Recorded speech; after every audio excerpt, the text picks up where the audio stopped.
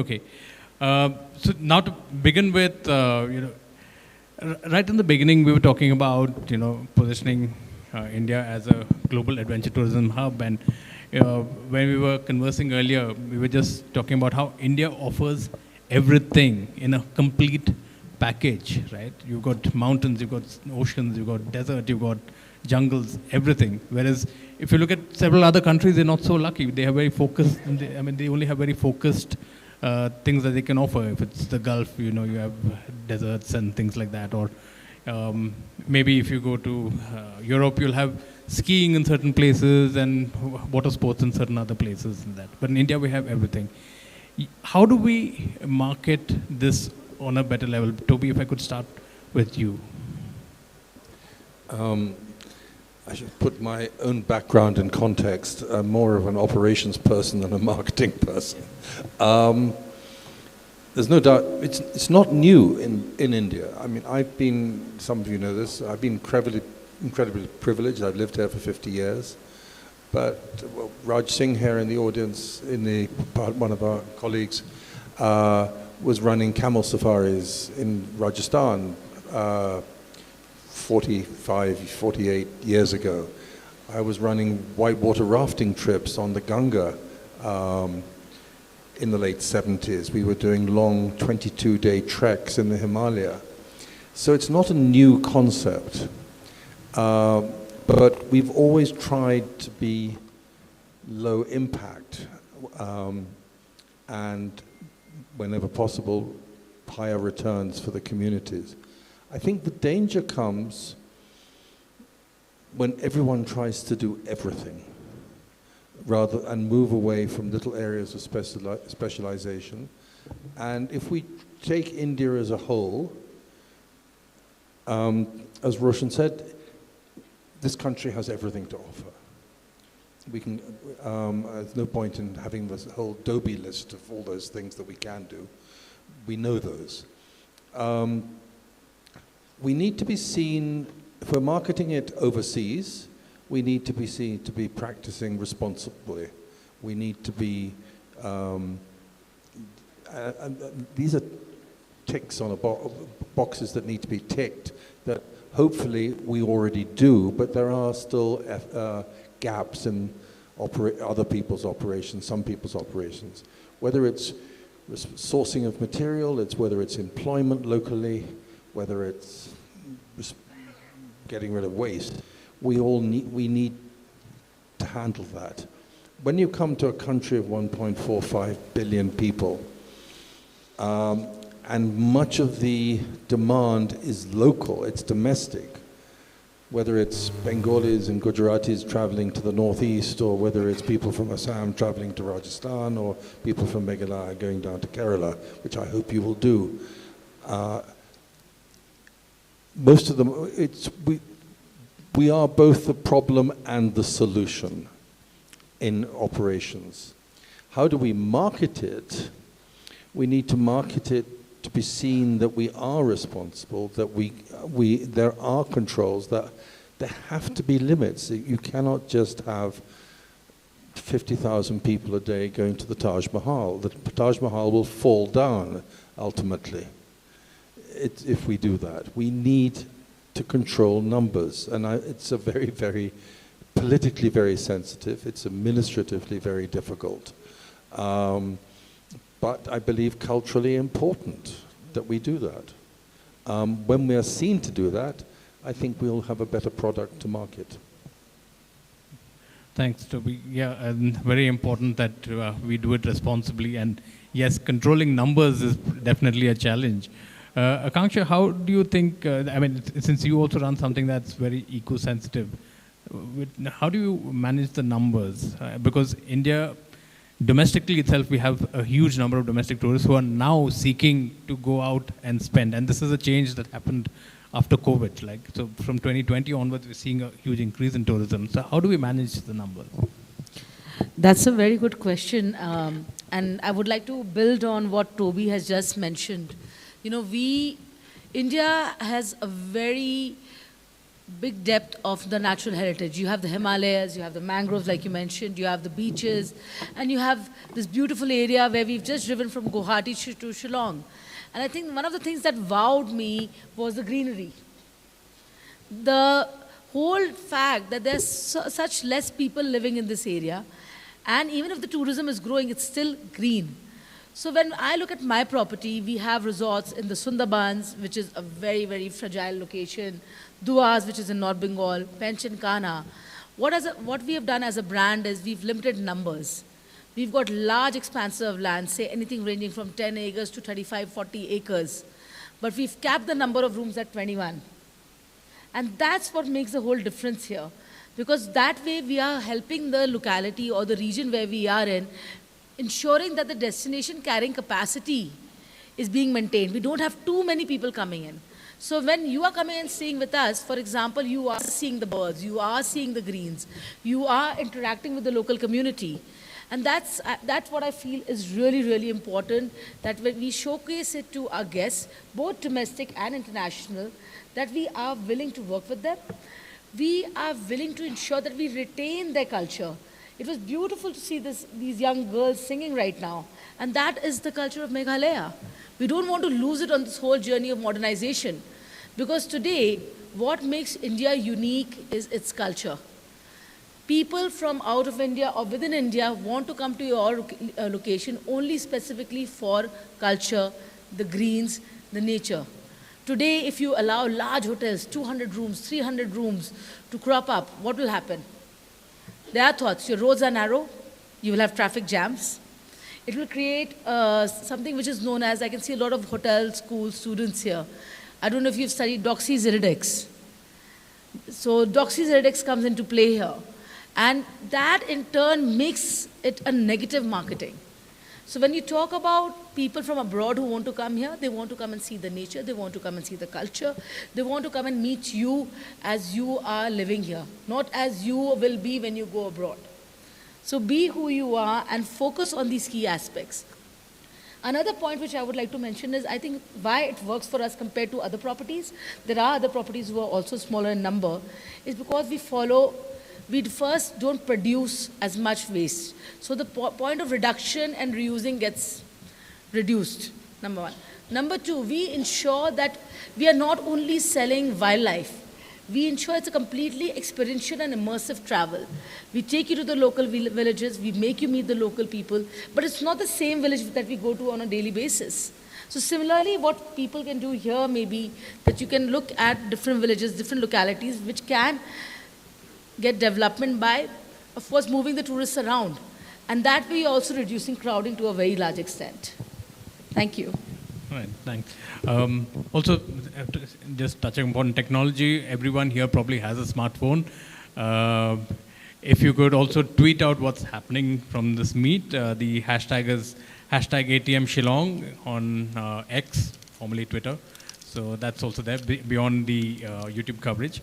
Now, coming to Altaf, one of the things that we have an issue with increasing tourism in different destinations in India is, like even Akanksha talked about it, is how do we manage waste recycling or sustainable tourism? And since you have properties across India, from Kashmir to Kerala, how have you implemented this? Hello, everyone. I think the question you posed to Toby was marketing. I think marketing is based on the product, so we have to really all together work for the product. Unless we work on the product, marketing is really not successful. So we have to really have education from the grassroots level, from class 1, educate our people, our children, so that in next 20 years we have people who have respect for nature, which Northeast is really into nature. They have a pride in nature. They work with nature. So everything is nature here. For the question of sustainability I have several products in India, Kashmir and Nileshwar in Kerala. The other thing is really, I mean, all that is really good, sustainability, water conservation and solar panels and all those things. I think most of the people are doing that. But one of the biggest challenges we face is really stability, political unrest, which is really, going right from Kashmir, where I belong to, and I really face it every day. And I guess that most of these people from Northeast face that too. Unless we have the political will, political stability, and also unless we address all the issues which are really unsettled, nothing will work. I mean, we can do all our work from our own personal, resources, but without the political will, I guess nothing will work. Sustainability, all those things are really given. I mean, we all do it not for really promotion, because we love Mother Earth and we are integrated with it, and we want to leave something better for our future generation. So that's how I see adventure tourism really. Thank you. Thanks, Altaf. Jnandip, coming to you, another crucial aspect, especially when we talk about adventure tourism, is safety, and I touched upon that in my welcome note as well. Do we have adequate safety checks and balances here? Is there enough is there like proper certification for adventure tourism equipment, and even standardization when it comes to, since you handle campsites and all that, when it comes to equipment? Hello everyone. Very important question when we are dealing with adventure tourism. So safety measures, part and partially to some extent, it is certified, but we are lacking behind when we go deep into the nature or we go to the hardcore. There is a scope where we have to get involved with the development and inclusions of internationally standard equipments. And to the soft adventure activities that we have been practicing over here when we are doing camping in the events, festivals, or any treks. So yes, the first aid and the basic first aid medicines that we used to carry, but to the extensions, exteriors, and core adventure, we are lacking it. So. Right. Thanks, Jnandip. And yeah, I just got information that we're already trending on Twitter, so if you guys are using your smartphones, good job. So hashtag ATM Shillong is trending, so let's keep it going. Right. So coming back to you, Toby, we were talking about this whole safety thing that Jnandip also touched upon. Still, there is an element of trust that is missing when it comes to adventure activities in India. I mean, is it because we have a huge inflow of tourists, or is it the greed factor of making more profits that we take shortcuts? What can be done? Should there be like a standard that is maintained? Because I've been to some adventure tourism activities in Europe, and there for some reason you just automatically trust the operator, whether it's parasailing, paragliding, whatever. Whereas in India, you're a little, you read about little mishaps and all that, and you don't trust the person after that, right? So what can be done on that front? Different answers to your various questions. Your trust when you go abroad is, maybe it's blind faith, that you feel that others do get it right, but we don't always do it correctly ourselves. There are trade organizations, or like Adventure Tourism Association in India, which a few of us belong to. I actually don't any longer. I did at one point. The company I work with, and I'll use a little personal experience to begin with, and I'm sure people like Raj and others do likewise, is all our guides that we send to international parks with foreign tourists, or any tourists to be honest, although most of our business is inbound, have all completed a wilderness first aid course, and they have to renew it every 2 years. It's only valid for 2 years. and the course is to take place in India, across India, but the trouble is they're not cheap. I mean, if you're going to do a 4-day residential course, you're spending 20,000 rupees. It's very difficult for someone who at the beginning of their career to get that certification. There is a plan that amongst some inbound DMCs, they're called inbound tour operators, to get lodges to commit that they always have one person on their staff at any one time who has first aid and CPR first certification. And it's when we start getting that in place in larger numbers across the board that I think we will have a stronger product and be able to market it more honestly. At the moment, a lot of the marketing there's a funny concept of eco-lodges, which I find very odd, because I think the word eco, and my hobby horse, has become economic and not ecologically responsible. And I've actually felt that for about 20 years now. But they sort of say, oh, we get rid of our waste, we don't have plastic. But actually, what are you doing for your guests? Are you in a position to pick them off the floor and take them to the nearest hospital? Are you a licensed river running guide? Have you completed a mountaineering course from Utkarsh or from Darjeeling before you take a trek into the Himalaya, or anywhere else in the country for that matter? So there are standards, but I think we fail to meet those standards quite often. And the industry, and I include myself and the companies that I've worked with over the years, we sort of push it to one side. It's of secondary importance, but I don't think it is. I think it is of prime importance. And when we have that, we can market more honestly. Right. Yeah. I'd like to actually add to this, if I can. Go ahead. Hi.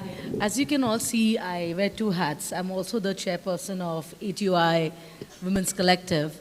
And safety certification is one of the main questions when we talk about promoting India and adventure activities. Now, for the clarity of everybody, adventure activities is of 2 types. You have the hard adventure activities, which is like mountain climbing, trekking in high altitude areas, rafting, and so on. And then you have the soft adventure activities, which can be like, going for a small, easy trek, beginner level trek, or if you're going for a jungle safari, or just like a hike, and cycling, henceforth. So what we actually figured this out, that this is a big issue, and for the last 5 years, ATOI, along with the government and along with organizations, has been subsidizing this cost of training. And we actually have a 4 to 5 day course where we subsidize it for the members of ATOI. Even non-members can come and participate in it. When it's happening, you can get in touch with your regional chapter. And this helps you in learning CPR, what to do when you are stuck in the wilderness. I think, and what is most important to know is what not to do when you are in the wilderness. Because I have seen one basic habit of all people: if somebody is fainting or getting an epileptic attack, please give that person water. That's the wrong thing to do.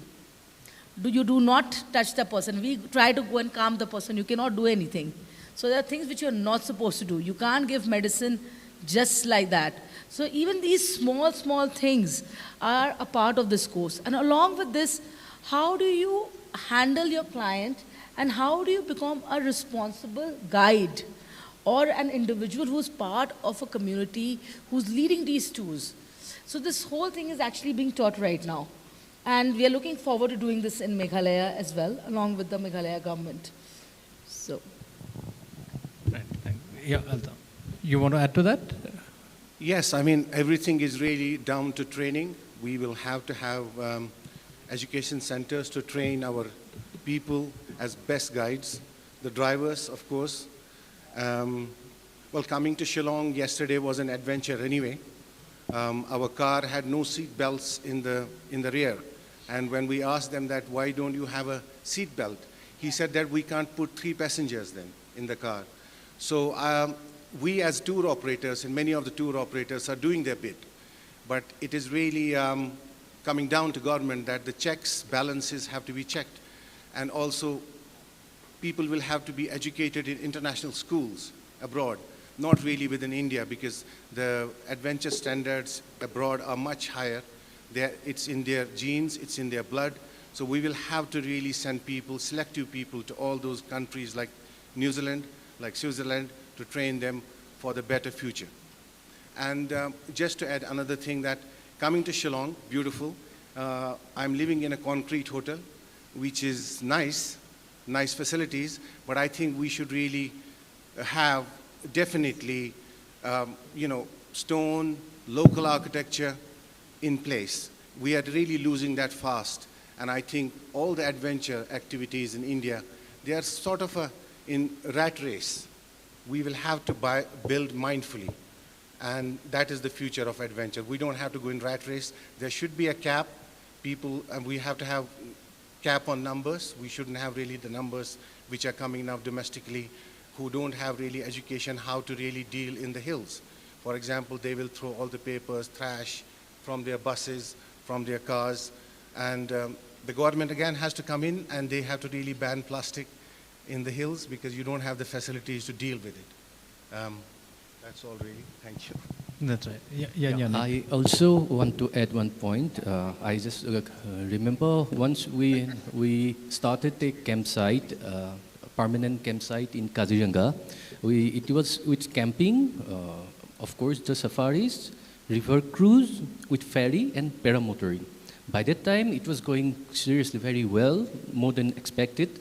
But later on, we found out, like in India, there's no authority to give a certification to paramotor pilots. We sent our team members from Northeast to get trained in Delhi. They are capable of flying like 30 to 40 flies a day, but there's no certifications. And later on, they got a solution, like they went to Thailand to get the license, international license, but we are still clueless whether it is accepted in India or not. And also, like in the core of Arunachal Pradesh, if there's any, in the like multi-days treks, like the Brokpa Bailey's trek, so it's 7-8 days trek. If something might happen with any guest, then no scope for helicopter, we can't call. So our government should also start these policies to make India as a branded internationally adventure destinations. We should propose, and government should also look into it seriously. Thank you, sir. Yes, Toby. To add to that about treks in the mountains, there's a blanket ban because the government is sort of scared of too much external communication on satellite phones, for example. The Adventure Tourism Association has lobbied quite hard with the government that licensed operators, so that's the first hurdle that they want us to go through, who meet whatever criteria is required by the Ministry of Communications, the Ministry of Defense, IB, and another 36 organizations that get involved in this, can carry on a trek a satellite phone for emergency calls, or the quick responder GPS system, which is also banned. You cannot bring it into the country, and if you do, it is taken off you, and it's a jailable offense to bring one in. But there is a provision for getting licenses, but it's incredibly complicated. So we need to somehow solve that. It's on the one hand, it's a security issue, it's a defense issue, it's a political issue, and you come up against that wall, it's very, very difficult. But on the other hand, it's a human safety issue, and if you're trying to market India as a safe destination, you need to have that infrastructure. It's not implausible, but it is difficult. That's right. That's very important. And, also sticking with the certification part of it, that is something that needs to be standardized in India. And communication, like you mentioned, satellite phones are banned in India, and, operators are asking for this kind of facility, and it'll definitely position India as, especially when inbound foreign tourists come in, they are looking for these kind of standardized activities and they want to know that they are safe. But I've also seen that in this rush to gather in more tourists, more revenue in different places, they try to, for example, tiger safaris. They say like guaranteed tiger sighting. Now, it's like there's a deal between the guide and the tiger. Like, the tigers will be here, we'll bring our jeep, we will see you there, and we will go. That's how it is. But because of that, there's so much of over-tourism happening. And I've been to a few tiger sanctuaries, and I do not want to go back, frankly. It's okay, I've seen the tiger, let the tiger be. I do not want to see it again. Because of the kind of rush that there is to see these tigers. I had been to one of the sanctuaries, I saw 2 tigers there, and there were about 40 vehicles all around with constant noise, chatter, people trying to get a better angle, photographs. 40 minutes we were there, 40 vehicles all around, canters, gypsies, and you name it, and everyone, creating havoc. This is the natural habitat for the tiger. How do we, tackle this kind of a problem? Guaranteed sighting, because, guides want to get that thing, and how do we tackle this kind of problem? Akanksha. Yeah. Okay, if you want to see a guaranteed tiger sighting, please go to the zoo. Yeah. It's just like, you are going to the forest, a very simple example, what I have faced with tourists for the last 22 years.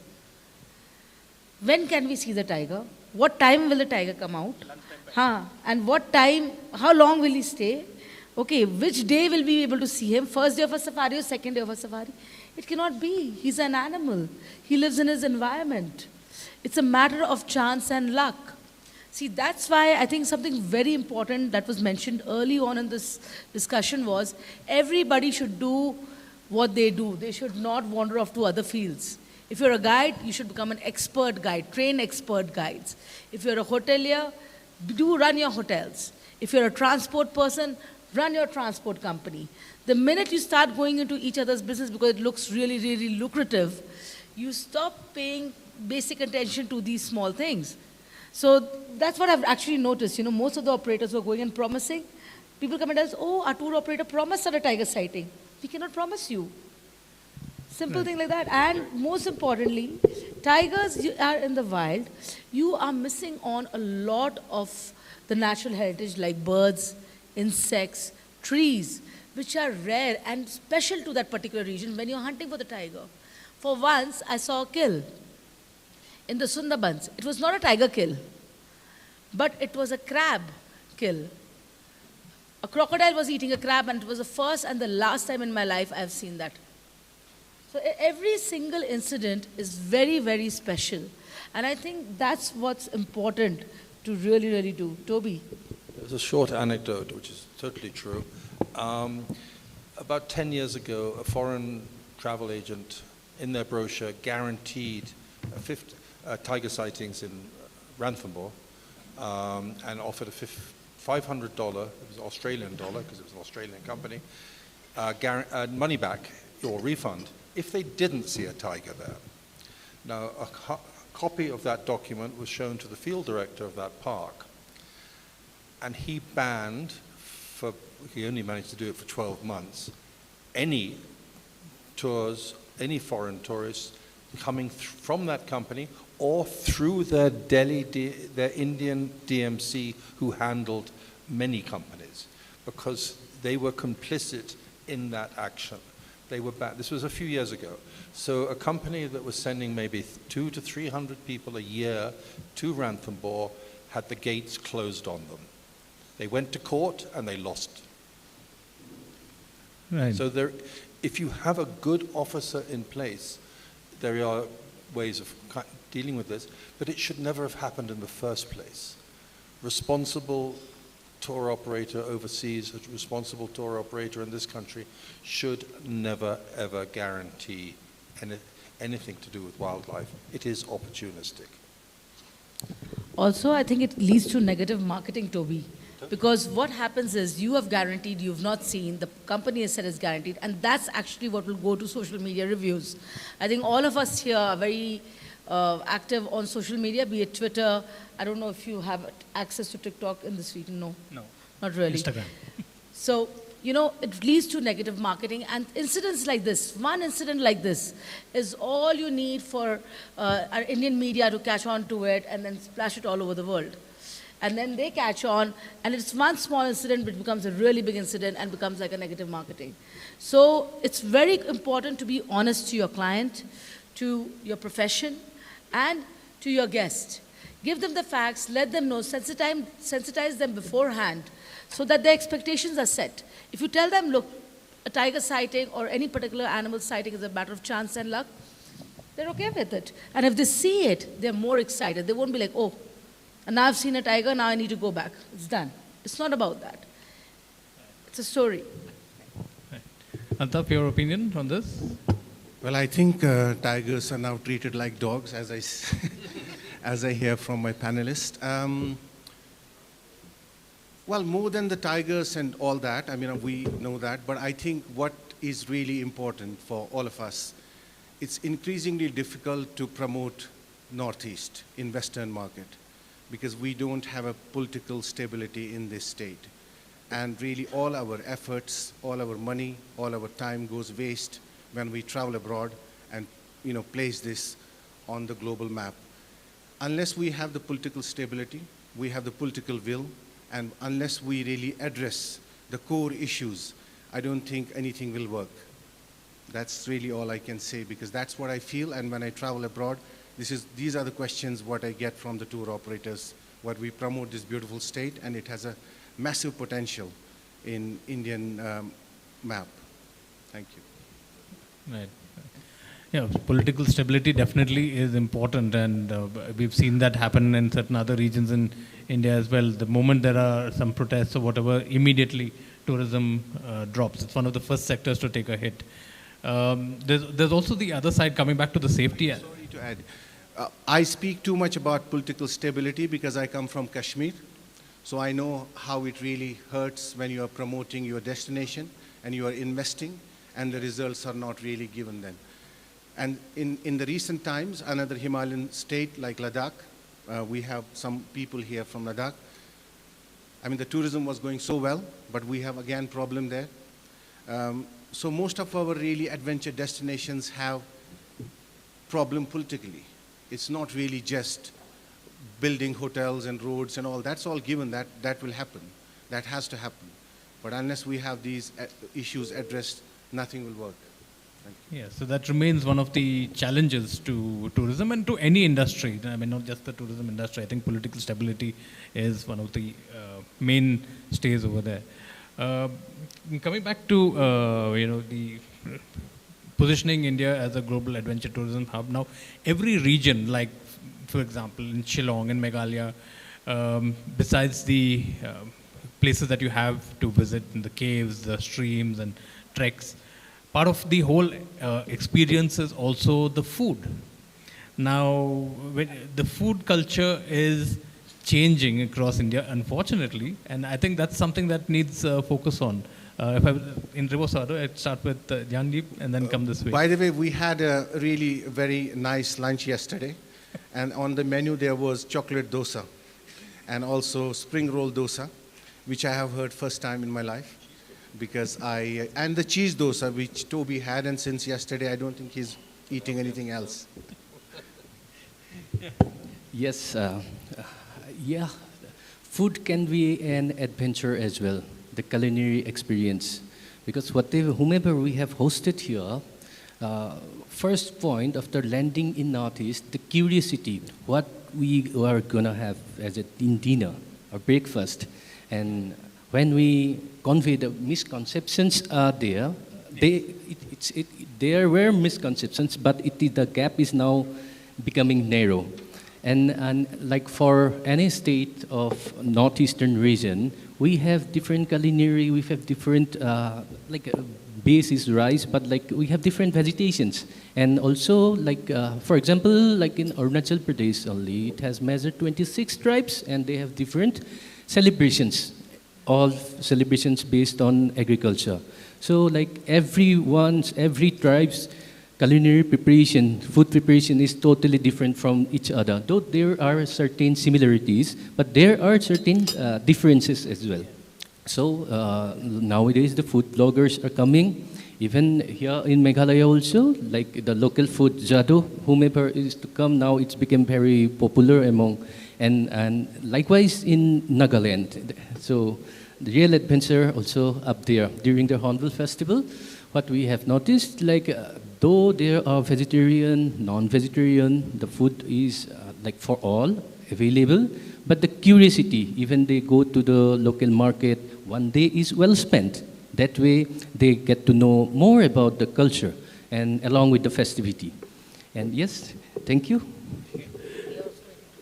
But one thing I've noticed with an increase in tourism in any region, and including in Shillong and in many other places I've been to, and places where I've gone repeatedly, I've noticed that over the years, initially you would find a lot of local cuisine many years ago. 10, 15, 20 years ago, you would find more of local cuisine available. But now when you go to those places, you find very standardized food. There's continental fare, there's South Indian fare, there's standard North Indian fare, and there's Chinese on every menu. And you'll have maybe about 3 or 4 local dishes listed, right? And it becomes a challenge actually, and as part of the food adventure I'm talking about here, that when you go to any of these places, where do you find authentic local cuisine? How do we fix that? Because it is actually a challenge. There are few and far between there are places, but otherwise, out of every 4 restaurants, only 1 serves authentic local cuisine, the other 3 are mixed because they want to cater to a mass audience. Right. How do we fix that?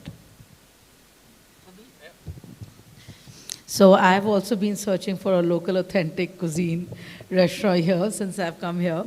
I've been trying to try the Khasi food or the Raga food, but there's been 2 challenges. One, I understand the fact that when people want to get tourists, you look at what the requirements are, and accordingly you develop menus to attract them. That I did notice a lot of Bengali tourists, a lot of South Indian tourists, which was quite astonishing. And we from Delhi and other parts, from Ladakh and Assam, we are all hunting for the local food, which we were not able to find. And if we did find, it was shutting early. So I think what's really important is you have families traveling together now. You see multi-generation travel, which has changed from FIT travel. FIT travel being like friends traveling together or 2 people traveling together. Today, grandparents, parents, and young children are traveling. And if you go to a local authentic cuisine or a restaurant, you don't get a pizza or a rice or a pasta with the young child is used to eating. A grandparent might have that, might have teeth, might not have teeth. They might want soft food. So they're looking for something like a multi-cuisine kind of option.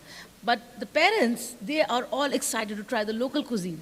So maybe a concept where we can have a themed restaurant with all kind of cuisines available. Instead of like Altaf just mentioned, we had 45 type of dosas in that particular restaurant. From chocolate spring roll, vada dosa, idli inside the dosa. I've never heard of all this. They could have just kept simple dosas, added some of the local food there in the menu. So I think it would have just been perfect. Yeah. And what we do in our resort is we actually keep a small portion of the local cuisine on a daily basis so that people who are coming from outside, they can try. And in case they're really excited, they want to have a full meal, we have a thali system in place where we serve everything in a portion-wise. So you can take a full thali. And I think that was really amazing. I saw this place called Trattoria yesterday. Mm-hmm. It had a veg thali, it had a chicken thali, it had a mutton thali, it had a pork thali. Brilliant. That's the way to go for it. Right. Just to mention, anyone has a question, just put your hand up. We'll get a mic to you, and you can ask our panelists any questions. Let's keep this interactive. So anybody has any questions? Show of hands. Okay, think about it while we continue the discussion, and I'll come back to you in 5 minutes on that. Yes. So don't be shy, guys. If you have any questions, please ask us. Because the whole idea that we are here is to talk about an adventure, and you have all the experts from the field sitting here today. You won't get this opportunity again and again. You have a question, please shoot it at us. We want Shillong to develop as a very sustainable adventure destination. This is the base to go to all the caves, the waterfalls. you know. So please do ask us anything you need. Yeah. As citizens of Shillong, of Meghalaya, you are the host community. So you mustn't allow yourself to be swamped by influxes of other cultures and other sort of peoples and needs and demands. But you need to be able to cater for them in a way, in a responsible way, without sort of closing the door, saying, no, we don't want anyone here visiting, but we would like a few people to come visiting. We want to be able to generate employment. We don't need to, we have enough people in our state who are well educated, who can communicate. We don't need to bring people in, I'm just making this up, from Rajasthan or from Andhra Pradesh to run our properties or our projects. Be proud, as I think you all are, because that's one of the things. I've been lucky enough to have visited and worked in Meghalaya on a few occasions making films 10, 15, 25 years ago. And I've seen changes, and I've seen changes for the better in this term, in many ways, but I've also seen a city swamped now with vehicles and little shops and sort of brands. I'm going to use the word brands from the plains, whether it's coffee shops or Haldirams or other brands which are now on the streets. Because you think, and maybe it is demanded by local domestic travelers, that this is what they need. But I think you need to be proud of what you have and promote that. Doesn't mean ban anyone from outside, but just control it. Interesting point you make. You know, one of the things that the government could probably also do is incentivize locals to promote adventure tourism and the local culture. What do you think the government could do in terms of like maybe tax breaks or anything that can be offered? So this is something which is already being done by the Madhya Pradesh government, and I think it's a fantastic initiative.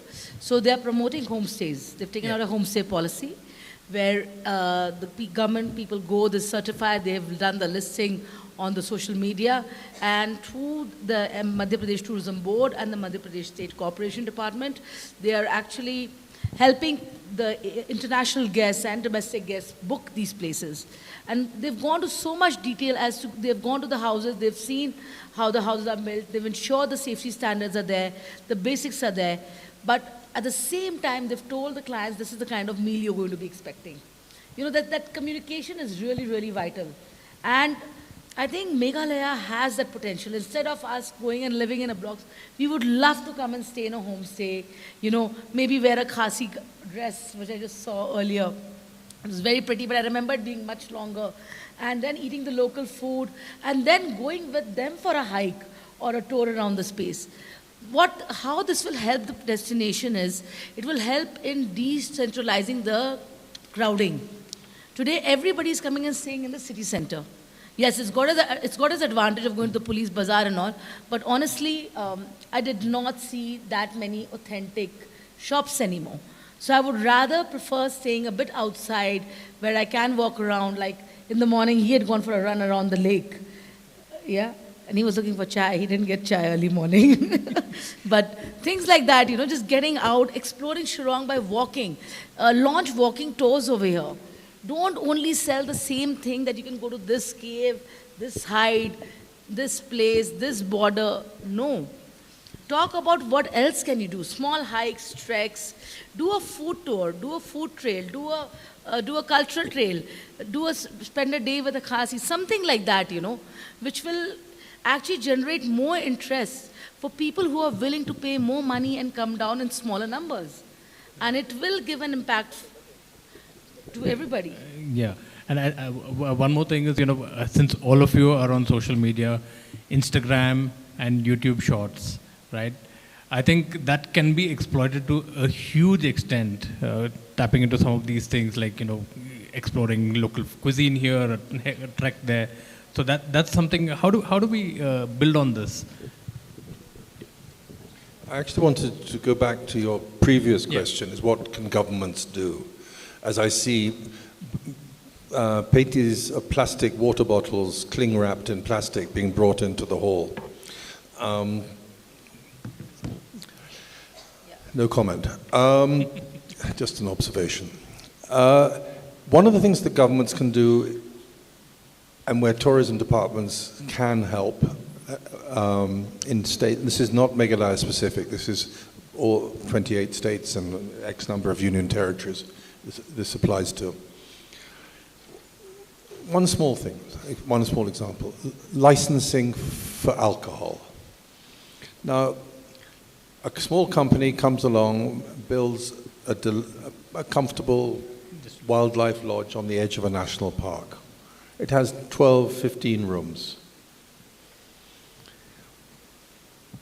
To get a liquor license in most states, they have to have an air-conditioned bar. And you have to have a minimum of 25 keys. But the whole point, this is a project which is low impact, but bringing in high revenue. But it's penalized because the rules haven't been changed for X number of years.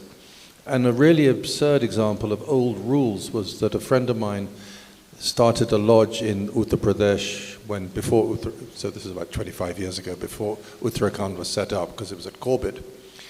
And he applied for a liquor license, which he was entitled to, and was told that he could only sell French wine because the Uttar Pradesh state liquor rules hadn't been changed since 1936, and there was no provision to sell Indian wine in UP. That's true. I mean, it's a true story. I've been around long enough to know these things. I mean, we need imagination. We need imagination at government levels. Government can help. Raj struggles on a weekly, if not hourly basis on the small little details of his cruises and many of the projects that he's managed to do in this country over 50 years. And he gets there through perseverance. He gets there through because he doesn't give up, and that's the other thing. Don't give up. Lobby and change the system. If it has to be changed, don't be afraid to fight for it. Right. Yeah, that's what I meant. Talking of sustainable tourism, and you can see it here, it's wonderful. A lot of plastic bottles. The hotel I stay in, there are about 6 bottles kept for me to drink, all plastic. And all the pots here in front of you are all plastic. So, great sustainable tourism. This is where it all starts, really. I mean, this is where it starts. This is where it should start. We should all refuse. All of you who are in this hall should have refused it, even if the organizers have made a mistake, but all the students here should have refused it. This is where it will start. Thank you. I have a question from someone in the audience. Does anyone know where the closest plastic bottle recycling plant is from where we are sitting today? I don't have the answer. It's just behind Taj. No, that's a dump. Where's the recycling plant? Where are these bottles going to get recycled? I don't know. Does anyone have a clue? Please raise your hands. I'm sure everybody's consuming these water bottles. You must have thought about it, where these plastic bottles go. Right. But what can be done is that you can also recycle them. So just ensure that they're disposed in a responsible manner.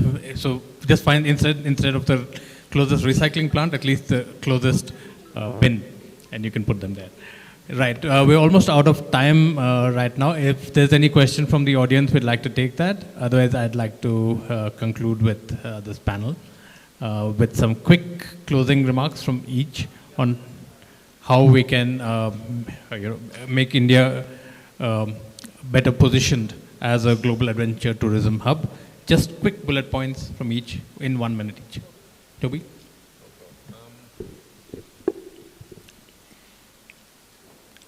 As individuals, don't be afraid to pursue your ideas and lobby government, lobby corporations.